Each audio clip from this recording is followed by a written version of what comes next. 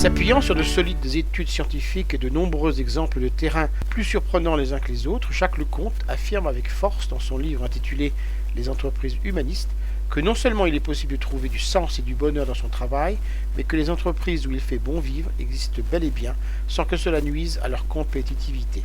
Si les loisirs apportent de la joie, de la détente et des sensations fortes, seule la conduite d'un travail auquel l'on croit procure une haute satisfaction. La raison est à rechercher du côté de la valorisation de la reconnaissance dans la contribution à la création d'une œuvre. Mais le sentiment de se réaliser, condition du bien-être au travail, ne concerne pas uniquement les salariés. Il imprègne potentiellement tout autant des entrepreneurs qui peuvent aussi se montrer soucieux des êtres humains non réductibles à de seules ressources. Certes, l'économie capitaliste nous a habitués à l'utilisation des salariés comme variable d'ajustement du taux de profit. Pour autant, se déploie à bas bruit une autre manière de gérer l'entreprise, fondée sur l'intérêt, l'activité et la qualité des relations humaines. Si bien des entrepreneurs n'en ont cure, d'autres y sont sensibles.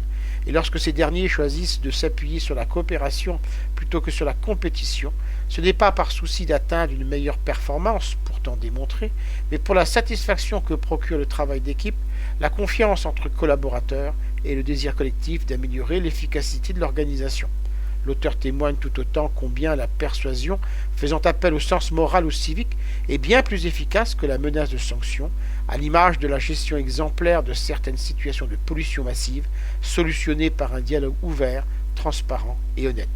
Il en va de même de la motivation intrinsèque, qui s'avère infiniment plus puissante que toute stimulation extrinsèque, comme le montrent ces avocats américains, pourtant payés 148 000 $ annuels, expliquant être bien moins satisfaits de leur travail que des professionnels en protection d'enfance, démargeant quant à eux qu'à 23 500 $, soit 6,5 fois moins. Si Jacques Leconte n'est pas dupe, rejetant avec force les tentatives d'instrumentalisation utilitariste et productiviste de la psychologie positive, consistant à rendre les salariés heureux pour qu'ils soient plus rentables, il démontre néanmoins qu'à côté du cynisme, de la rapacité et de l'égoïsme existe aussi l'altruisme, l'humanisme et le sens de la justice.